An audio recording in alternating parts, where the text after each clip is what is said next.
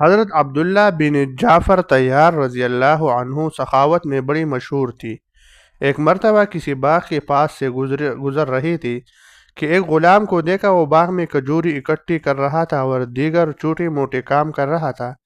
حضرت عبداللہ بن جعفر رضی اللہ عنہ کو یہ بڑا پسند آیا اور اس کی حرکات و سکنات کا جائزہ لینے لگی۔ اتنے میں باغ کے مالک کا بیٹا آیا، اس کے ہاتھ میں 2 روٹیاں تھی۔ اس نے غلام کو روٹیاں تمائی اور وہ ذرا ہٹ کر کھانے کے لیے بیٹھ گیا۔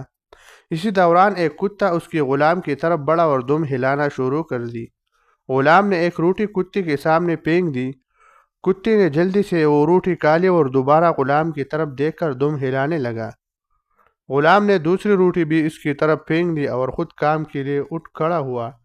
عبداللہ بن جعفر رضی اللہ عنہ کو اس کی اس فعل پر بڑا تعجب ہوا۔ اس کے قریب آئے اور اس سے پوچھا، اے لڑکی، تمہارے ہر روز کی خوراک کیا ہے؟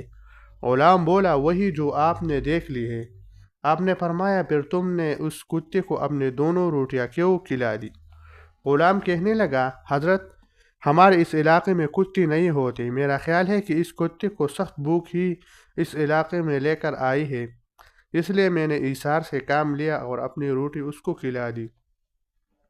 آپ نے پوچھا، تم آج رات کیسے گزارا کروں گی؟ وہ کہنے لگا، آج کی رات بھوکا ہی سو جاؤں گا۔ سیدنا عبداللہ رضی اللہ اپنے دل میں کہنے لگی، لوگ میری سخاوت کو دیکھ کر مجھ کو ستتے ہیں اور کہتے ہیں کہ یہ ضرورت سے زیادہ سخاوت کرتا ہے، مگر حقیقت یہ ہے کہ یہ نوجوان مجھ سے کہیں زیادہ سخی ہے۔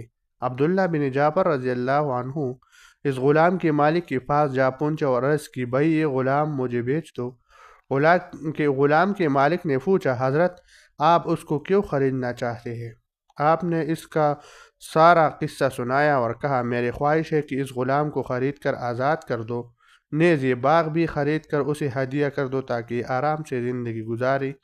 اس غلام کا مالک کہنے لگا، جناب، آپ نے تو اس کی ایک ہی خوبی دیکھی ہے اور اتنے مہربان اور متاثر ہو گئے ہیں، ہم تو ہر روز اس کی بے شمار خوبیاں دیکھتے ہیں۔ میں آپ کو گواہ بنا کر کہتا ہوں کہ میں نے اس غلام کو اللہ تعالیٰ کی خوشنودی کی خاطر آزاد کر دیا، باقی رہا یہ باغ تو یہ بھی میرے طرف سے اس کے لیے